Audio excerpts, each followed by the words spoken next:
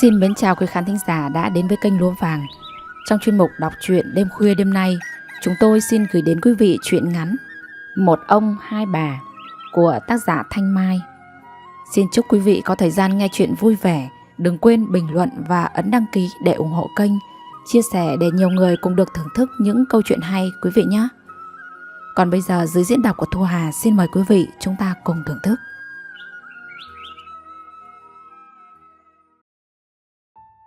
Vào thời gian những năm 1972, lúc ấy chưa được giải phóng hoàn toàn miền Nam, tôi còn bé lên 8 tuổi, đang học lớp 1 thầy giáo xiển, vẫn học nhờ ở sân kho xóm dưới, có cái hầm trú ẩn ở ngay chỗ học. Dọc đường đi hai bên, các chú dân quân và thanh niên đào cái hố cá nhân. Nếu không may đang trên đường nghe thấy tiếng máy bay là mọi người đang đi, hoặc các bạn học sinh phải nhảy xuống hố ấy ẩn. Nếu đang trong giờ học, có máy bay đến nghe kẻng báo động là tất cả lớp và thầy giáo chạy ra hầm trú ẩn ngay đấy.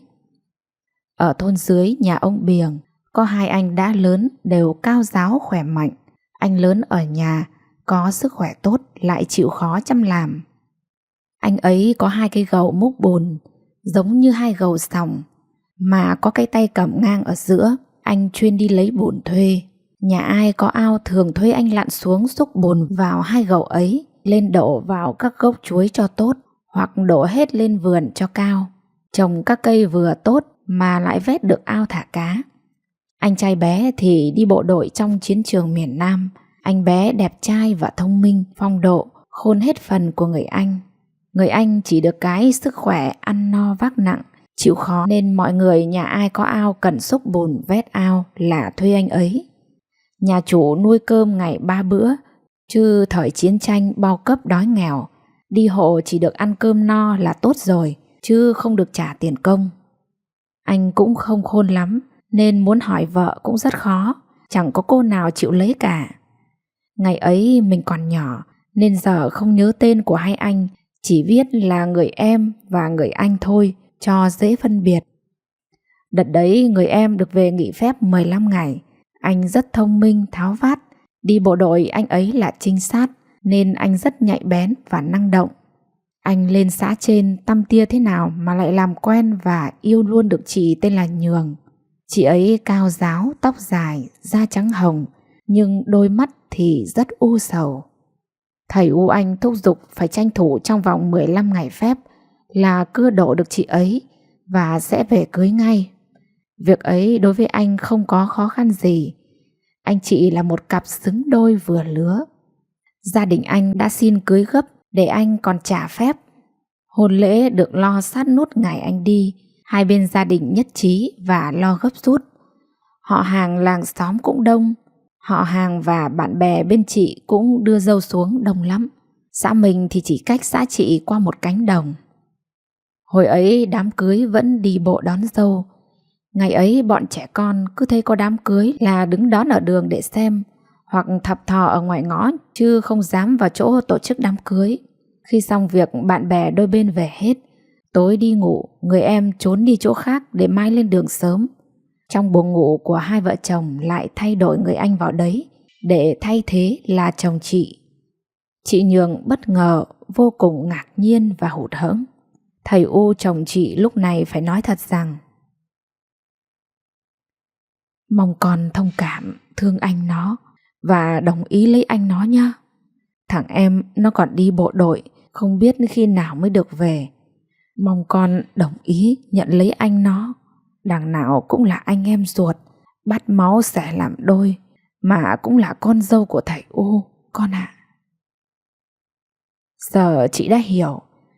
Thì ra người anh đần đù khó lấy vợ, không biết tán gái, nên gia đình đã sắp đặt nhờ người em đến hỏi và cưới chị về cho người anh này. Các cụ cứ nghĩ đơn giản là đã cưới về nhà chồng rồi, dù không yêu rồi cứ sống với nhau từ từ sẽ có tình cảm, và đã cưới rồi cũng không dám bỏ về, vì sẽ bị mang tiếng là gái bỏ chồng. Ngày ấy các cụ thường áp dụng câu gái chê chồng một đồng thành hai, trai chê vợ thì vỗ tay không. Có nghĩa là nếu con gái mà chê chồng, muốn bỏ chồng, thì phải trả lại gấp đôi số tiền và sính lễ lo cưới hỏi của họ nhà trai. Trả xong gấp đôi thì mới được lấy người khác. Còn nếu con trai chê vợ và bỏ vợ thì thôi, chẳng phải mất gì cả và cũng chẳng phải bồi thường gì cả. Cái tư tưởng phong kiến nam nữ không được bình quyền ấy mà. Người phụ nữ vẫn bị coi thường và không có quyền hành gì. Có nhiều gia đình còn bắt ép con gái phải lấy chồng theo ý bố mẹ. Nhưng chị Nhường văn minh và có ý nghĩ tiến bộ. Người mà chị ưng lấy là người em. Giờ gán người anh nào vừa đần đù vừa cục mịch, chỉ biết ăn no vác nặng, không có chí khôn, thì chị nghe làm sao được. Chị lắc đầu không đồng ý. Thế ra chị bị lừa à? Chị yêu người em, giờ lại gán cho chị người anh. Chị khóc như mưa như gió. Chị nhớ người yêu kia cơ. Rồi chị thu xếp quần áo và vali.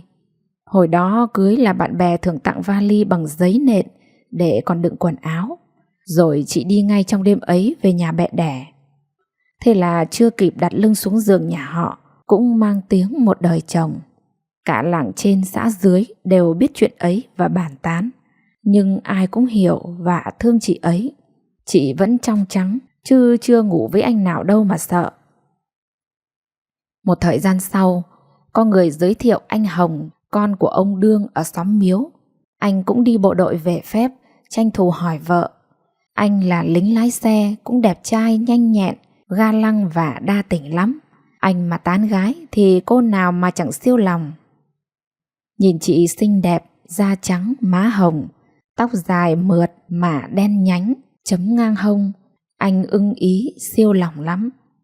Nhà thầy bố anh có 10 người con. Ngày xưa các cụ cứ đẻ sòn sòn 5-1.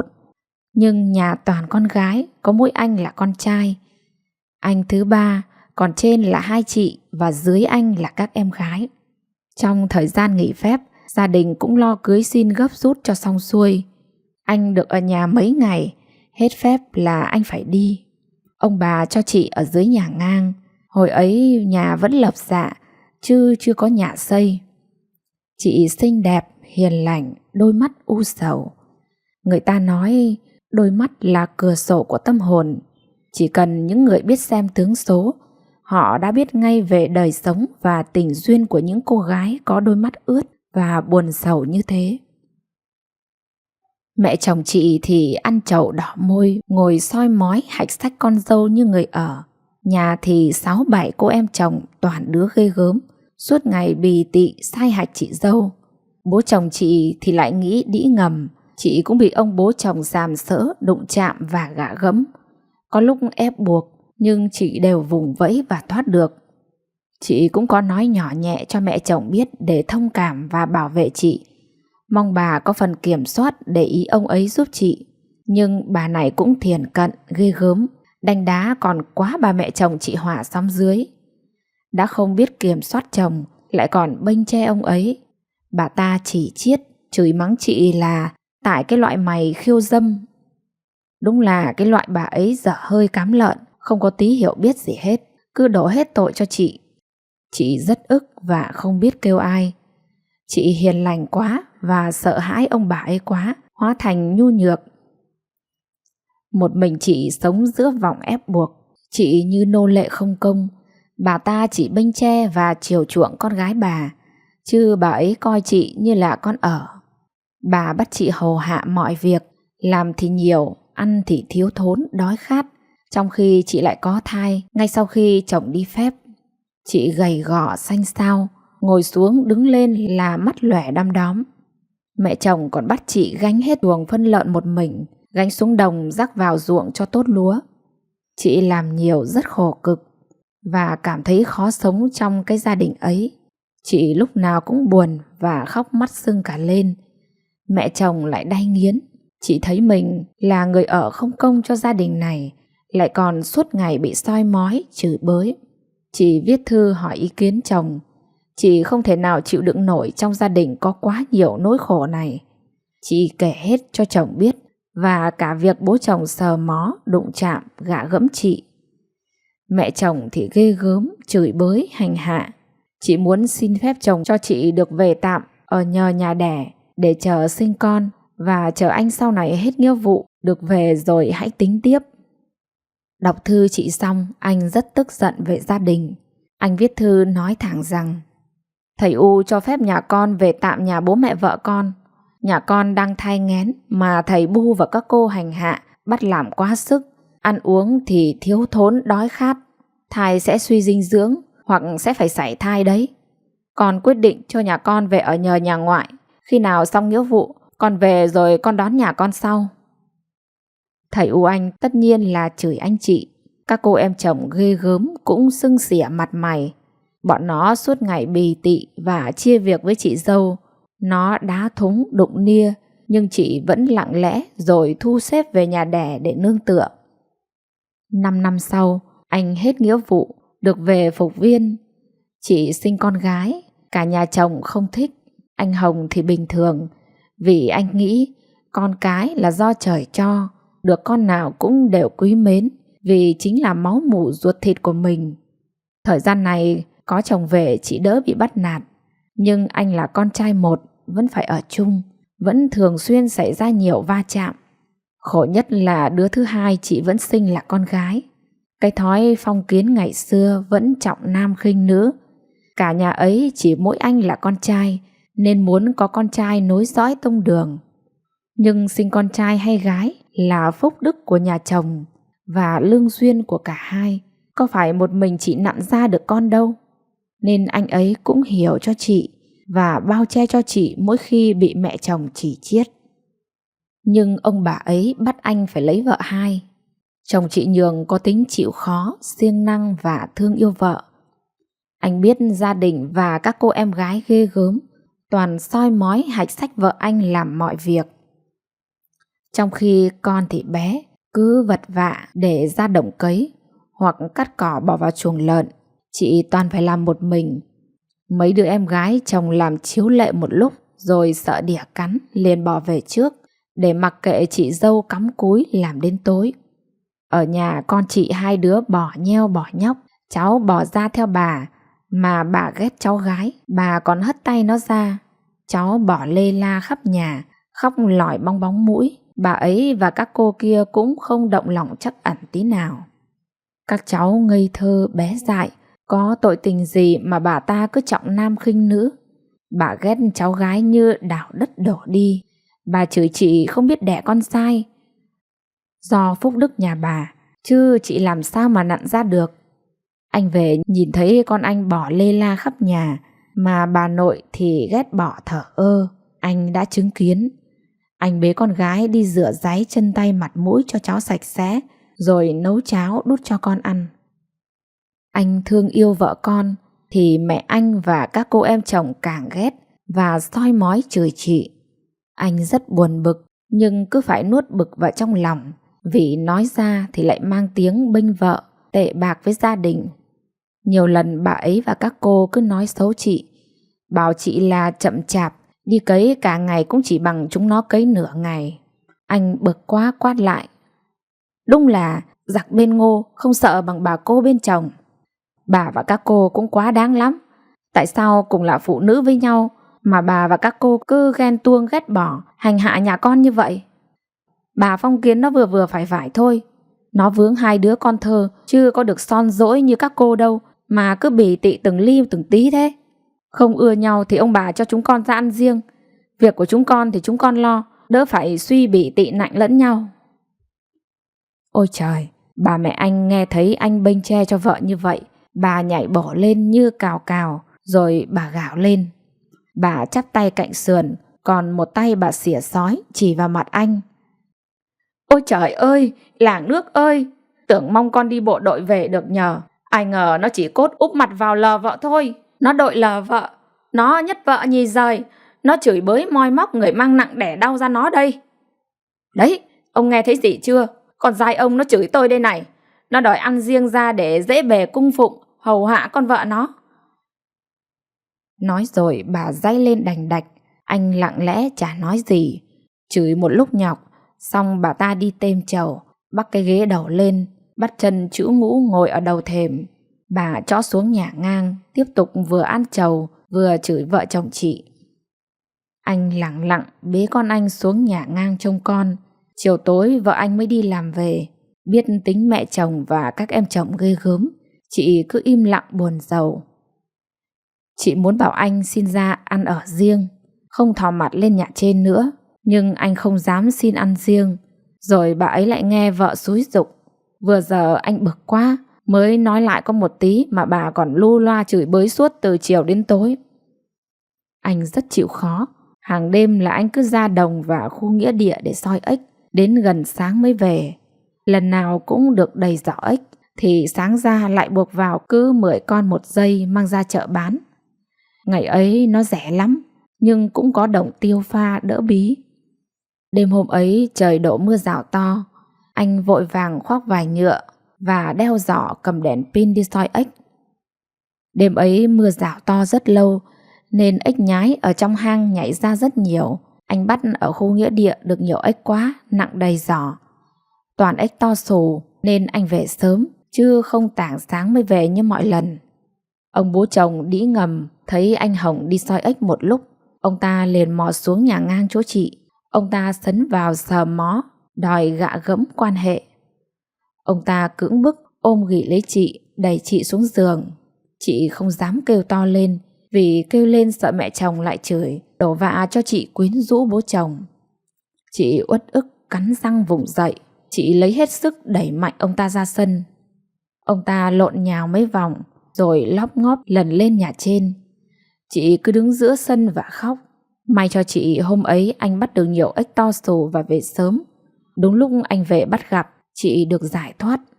Anh rất buồn bực, mà nói ra thì sợ mang tiếng với dân làng, còn mặt mũi nào mà nhìn bà con với bè bạn. Anh lên nhà trên nói chuyện rõ ràng thẳng thắn với hai ông bà. Dù mang tội bất hiếu, và anh cũng đành chấp nhận từ mặt bố và quyết định dọn ra ở riêng. Dù anh không nói ra, nhưng việc ấy cả làng cả xóm cũng biết. Ông Đương sàm sỡ cưỡng bức con dâu. Anh chị góp tiền mua đất chỗ khác, phấn đấu làm ăn chịu khó. Anh chị vay mượn thêm của bạn bè và họ hàng bên ngoại, xây được nhà cấp 4 ra ở riêng. Hồi ấy làm được nhà xây luồn danh là khá lắm rồi đấy. Thế là chị được thoát tội với mẹ chồng nghị quế và lũ em chồng đanh đá chua ngoa. Thoát nạn khỏi được ông bố chồng dâm đãng và mất lý trí. Anh chị sống hạnh phúc, thương yêu nhau, chỉ mỗi áy náy không đẻ được con trai thôi. Nhưng anh ấy thức thời, không đến nỗi câu nệ quá. Anh tốt và hiểu cho chị cũng rất thương anh. Anh chị nhận cây khoán 4 sào ruộng của đội sản xuất. Chị tranh thủ làm thêm thảm thêu cùng với chị Hiền và mấy chị ở xóm trên gần nhà tôi. Chị bạn này được 2 thằng con trai. Nhiều lúc vợ chồng chị bạn làm thảm thêu cùng rất thương chị Nhường. Chị Hiền lại đùa: "Ôi giời, chả bù cho nhà tớ, chỉ cần đi qua đầu giường là đẻ con trai được ngay." Rồi hai vợ chồng chị Hiền bạn thân cùng bàn nhau rằng: "Bạn bàn với anh Hồng bố trí hôm nào để chồng tớ quan hệ với bạn, để bạn có thằng con trai. Tuyệt đối không lộ ra cho ai biết, chỉ là hai gia đình chúng ta biết với nhau thôi."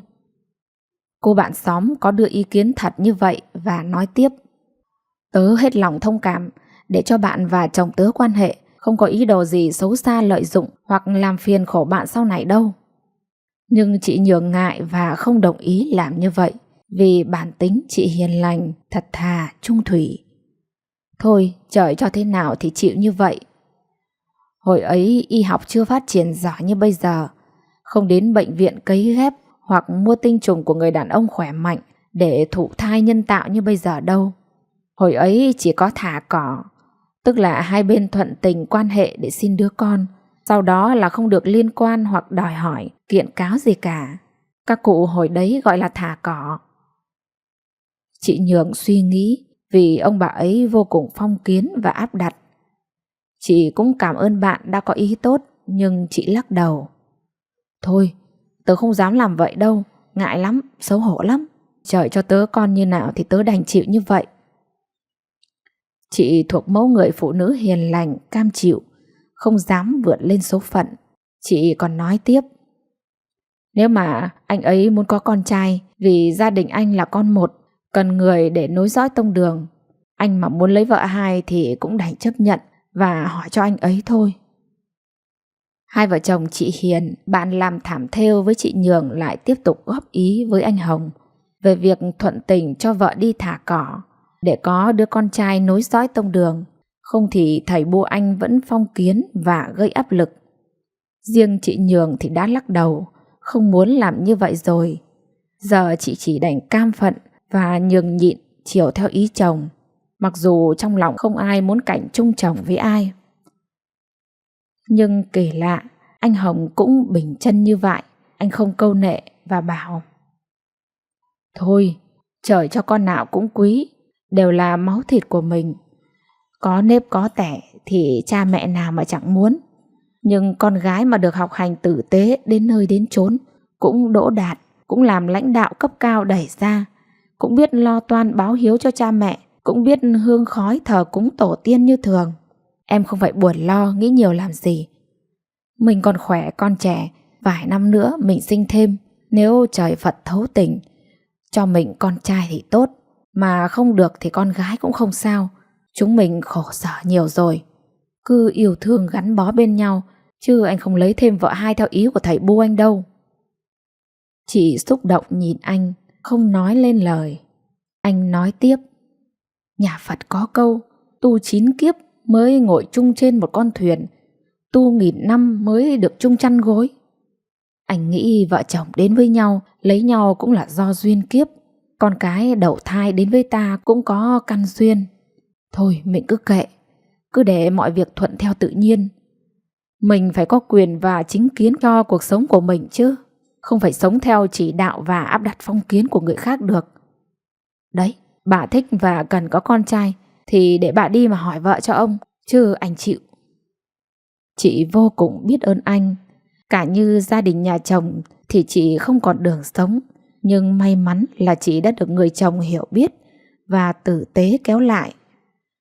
Đúng là trời không triệt hết đường sống của ai cả, đó là quy luật sinh tồn của vũ trụ rồi. Người được điểm nọ thì mất điểm kia, chứ trời cũng không cho ai hưởng hết cái gì. Một thời gian sau, ông bà không thấy anh đi hỏi vợ hai. Ngược lại, từ hồi ở riêng còn không vác mặt về thăm ông bà đến tận nơi xỉa xói chửi bới anh chị. Chúng mày đúng là một lũ bất hiếu. Mày chỉ có nhất vợ nhì rời, không còn coi ai ra gì cả. Rồi bà chỉ vào mặt chị Nhượng nói tiếp: cái loại đàn bà vô dụng, không để được cháu trai, để nhà này tuyệt tự tuyệt tôn à? Mày phải biết điều mà đi hỏi vợ cho chồng mày chứ. Mày chỉ ngấm ngầm xúi bẩy con trai tao để nó chống đối lại cả gia đình nhà bà thế hả? Chị Nhường chỉ lặng lẽ khóc, không dám cãi lại mẹ chồng. Còn anh Hồng lên tiếng: con trai con gái là lộc trời cho, được con nào thì được. Chúng con còn trẻ, con sinh đẻ được, bù cứ mặc kệ vợ chồng con. Chúng con không bất hiếu với cha mẹ, nhưng vì sao mới phải ở riêng như thế này? Vì gia đình có muốn cho chúng con hạnh phúc đâu. Tại sao người một nhà mà cứ soi mói hành hạ lẫn nhau? Bù nghĩ lại cách thầy Bu và các cô đối xử với chúng con và các cháu đi. Các cụ có câu, bậc trên ăn ở chính ngôi, để cho bậc dưới chúng tôi theo đòi. Thôi, Bu về đi, đừng đến đây làm loạn nữa.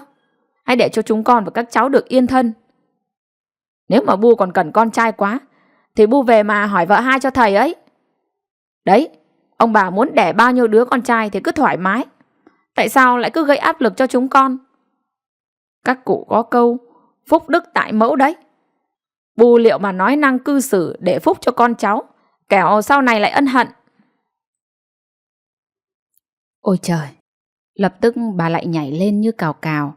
Bà vén quần lên. Đợt này bà nhảy lên, bà vỗ hai tay vào nhau. Một câu chửi lại vỗ tay theo nhịp, giống kiểu các bà chửi mất gà hồi xưa ấy. Cái tiền sư bố nhà mày, không ngờ tao đẻ ra cái thằng con trai nhu nhược núp váy vợ như mày. Mày muốn nhà này tuyệt tự tuyệt tôn có phải không? Được rồi, đã thế bà mày cũng từ mặt cái vợ chồng nhà mày ra. Từ nay không có loại con cái như vợ chồng thằng bất hiếu. Mày còn thách bà lấy vợ hai cho ông nữa đấy à? Được rồi, mày chống mắt lên mà nhìn. Bà sẽ đi hỏi vợ hai cho ông ấy. Rồi chúng mày mở mắt ra mà nhìn. Bà sẽ bảo ông ấy Không bao giờ cho vợ chồng mày nối nghiệp nhà cửa đất đai hương hỏa của nhà bà. Không xí cho vợ chồng nhà mày bất kể thứ gì, bất cứ thứ gì. Anh Hồng vẫn cứ thản nhiên. Vâng, ok. Con cảm ơn ông bà. Chỉ cần ông bà để cho vợ chồng con được yên thân làm ăn là tốt phúc lắm rồi. Bà nghe vậy càng điên tiết sôi máu. Bà chửi một lúc nữa chẳng ai thèm bắt nhời. Bà rát cổ, nhọc hết hơi rồi vùng vằng bỏ ra về. Bà uất ức. Nó dám bao che cho con vợ không biết đẻ kia, còn chả treo thách thức bà. Bà hỏi vợ hai cho ông ấy thật, cho chúng mày biết tay. Ông ấy còn khỏe, sinh lực dồi dào, sẽ thừa sức đẻ được con trai. Sau này nối dõi tổ tông và báo hiếu hai ông bà, không cần vợ chồng thằng bất hiếu ấy nữa. Rồi có người giới thiệu. Mách ông đến với cô Thuần. Chồng cô mất sớm, cô góa bụa khi tuổi vẫn còn xuân lắm. Ông ấy ngấm ngầm đi lại quan hệ với cô ấy. Hồi đó cô làm nghề chở đò ở sông sang bên huyện. Nghe tin cô đã bụng to 5 tháng, lúc này bà mới biết tin. Đúng là muối bỏ vào mắt ai, người ấy mới sót. Bà lại lên cơn ghen, lòng bà hừng hực lửa thù, rồi lồng lên như ngựa vía. Bà vội vàng ra bến đò tìm cô Thuần xem mặt mũi mày ra sao, để băm vằm túm xé con đàn bà dám qua mặt cướp chồng bà nhanh thế. Nhưng kẻ tình địch của bà lại vô cùng khôn khéo.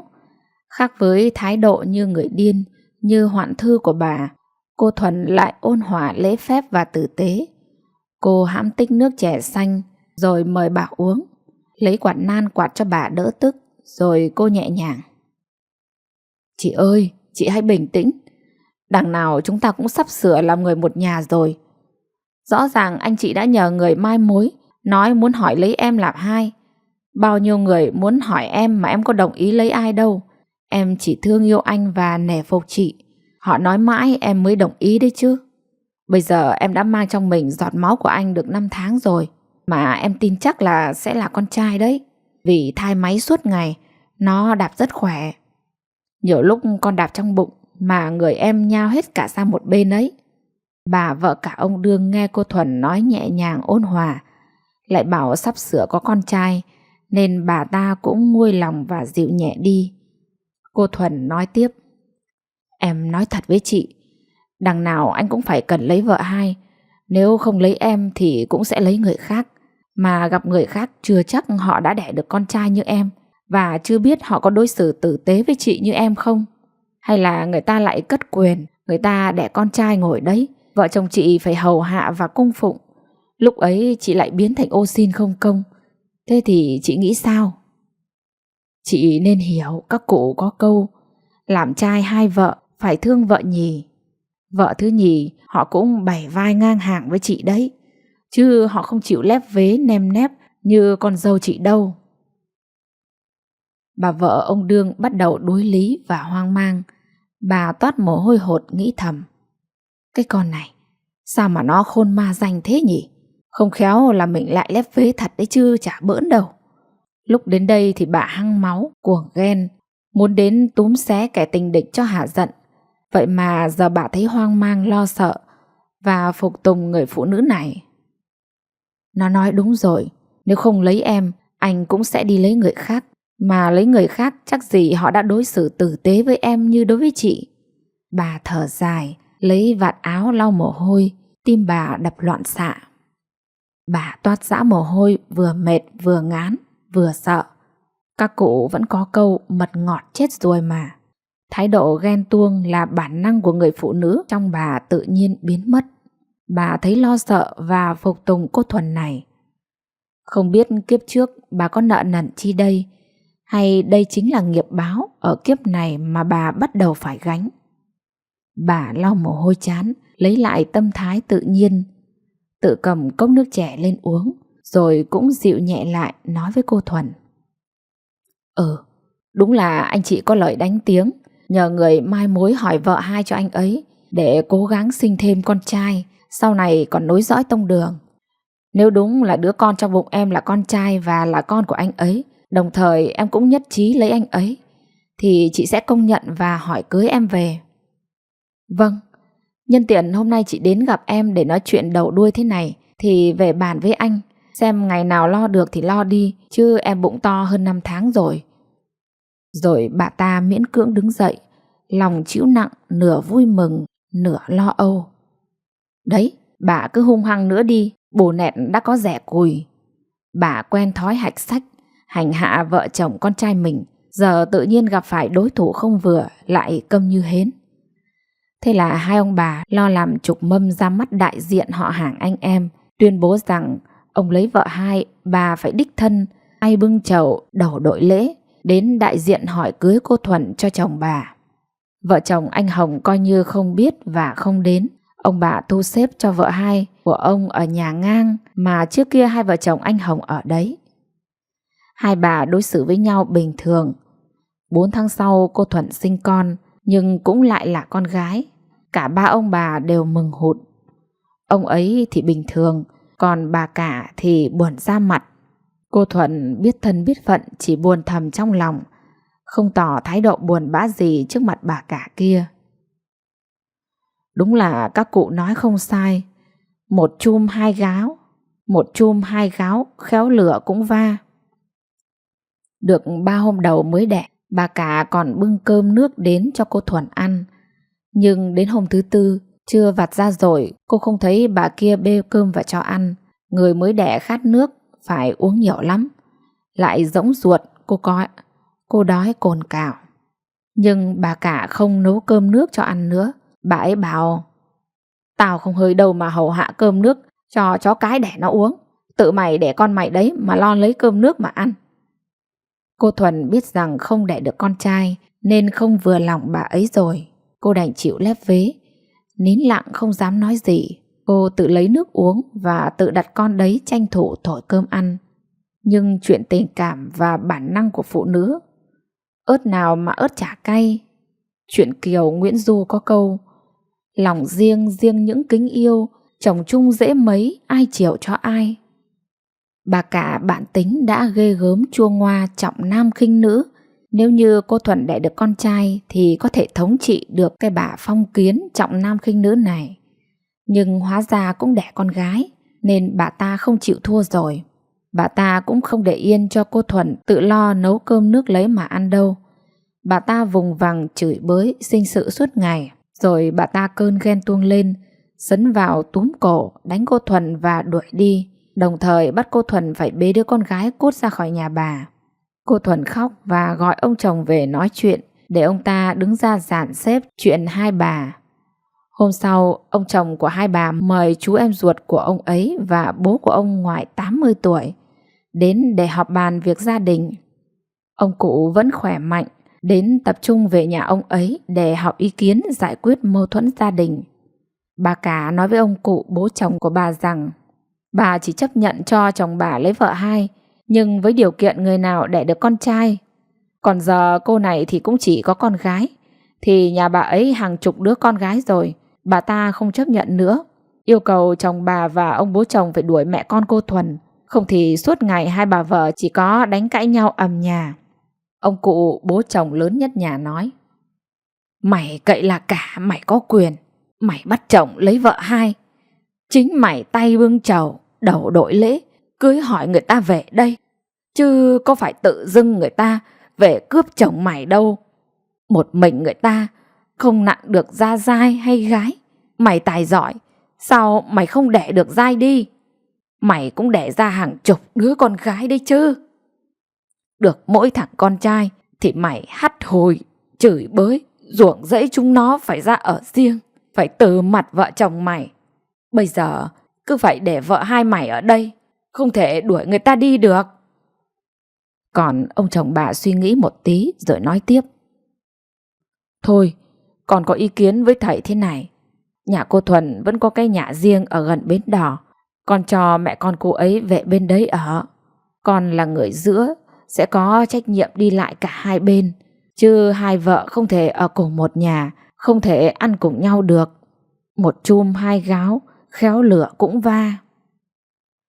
Ông già bố chồng của bà cả và chú em chồng thấy cách giải quyết như vậy cũng tạm được, nên nhất trí cho mẹ con cô Thuần về ở nhà riêng ấy.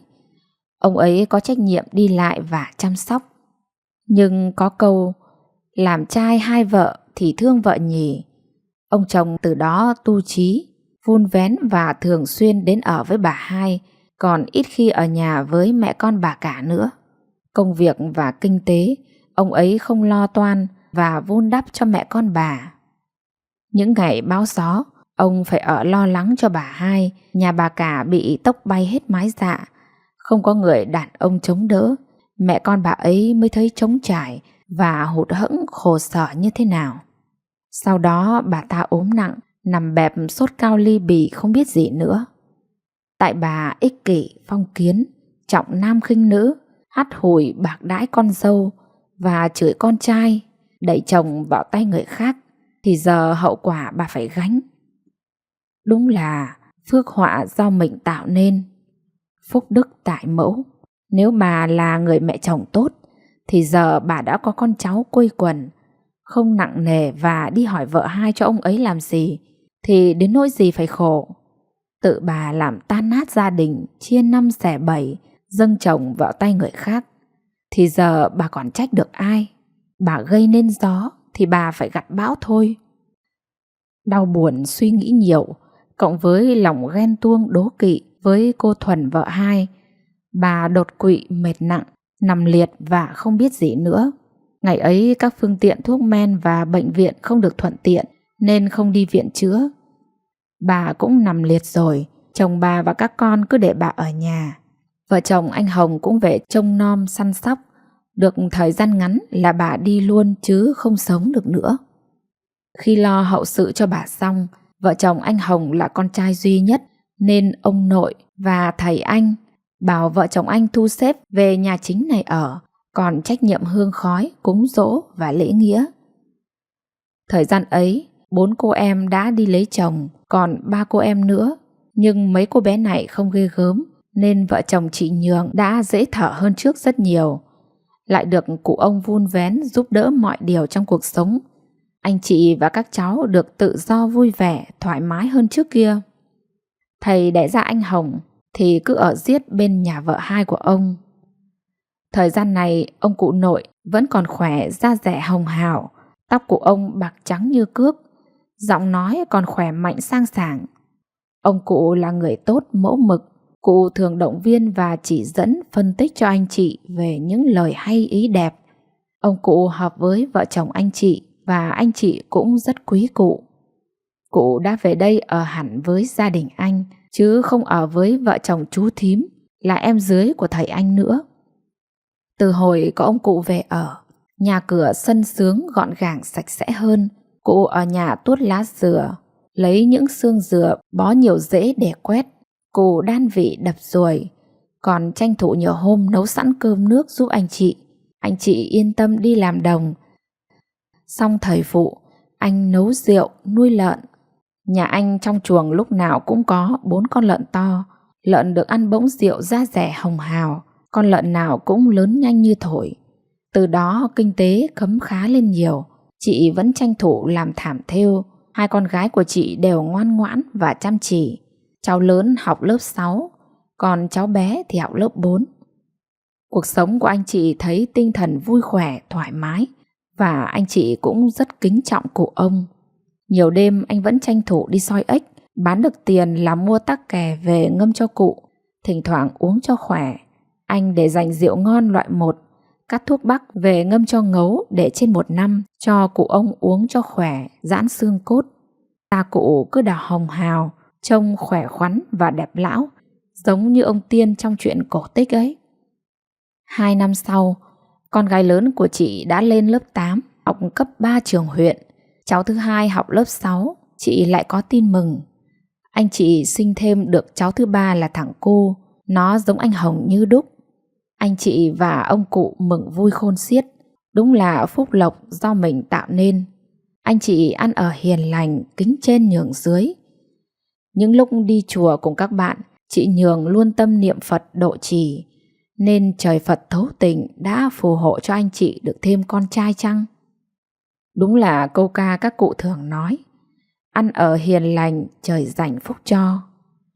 Còn về phần thầy anh và cô Thuần dì hai kia, Sau đó lại đẻ tiếp và được thêm một cô con gái, chứ vẫn không có con trai. Ông ấy già và gầy đen sạm đi rất nhiều, vì vất vả cha già nuôi con mọn. Còn nói chuyện về vợ chồng chị Hiền, bạn làm thảm thêu với chị Nhường, được 2 thằng cu con trai, nhưng không biết tại số phận hay tại cái đất ở bị nghịch, có điều gì không thuận bí ẩn mà người phàm trần không biết. 2 đứa con trai chị đêm ngủ toàn nằm mơ có người đuổi, đòi nhà và đòi đất. 2 đứa con trai có vợ đàng hoàng rồi mà 2 đứa con dâu đều bỏ đi hết. Đất ở ấy là của đằng vợ chứ không phải là của chồng. Tôi mới được nghe tin anh chị ấy đang muốn bán nhà ấy hết đi, rồi chuyển xuống thôn dưới, ở đất của nhà thầy bu chồng chị Hiền. Còn vợ chồng anh Hồng tu bổ xây lại nhà to đẹp khang trang hơn. Anh chị sống hạnh phúc, thương yêu nhau vô cùng. Vậy là giờ anh chị đã toại nguyện đủ nếp đủ tẻ, lại được cụ ông ở đấy chăm nom trông nhà và giúp đỡ các cháu. Cụ ông vui lắm, 85 tuổi vẫn khỏe mạnh, minh mẫn. Anh chị được nhờ phúc đức của cụ. Bản thân cũng nỗ lực tích đức làm việc thiện, nên con cái đời huệ như vậy. Thật đáng mừng cho anh chị. Cả như bà mẹ anh Hồng cứ ghê gớm và gây áp lực, thì cuộc sống của anh chị còn khổ. Tôi xa quê đã lâu, nên chỉ chứng kiến được đến đấy. Còn từ 30 năm nay tôi không gặp lại anh chị lần nào, vì thôn ấy ở cách xa chỗ nhà tôi. Tôi cũng có về chỉ ra được chỗ miếu của làng thắp hương, tham quan một vòng, rồi lại vội vàng lên đường đi Hà Nội. Tôi có tâm nguyện, đợt sau mà có dịp về quê sẽ hỏi thăm tình hình anh chị có khỏe không và các cháu thế nào. Trong cuộc sống ngẫm ra, mọi việc đến với ta đều có căn nguyên và nhân quả. Thành công không đến từ sự may mắn, mà chính là từ sự nỗ lực, sống tích đức, hành thiện. Trước sau cũng được đền đáp một phần thưởng xứng đáng. Thoạt đầu chị Nhường cứ bi quan nghĩ rằng mình hồng nhan bạc phận, nhưng sách tử vi đã chấm số cho mỗi người, mà vẫn còn lời phụ giải là đức năng thắng số.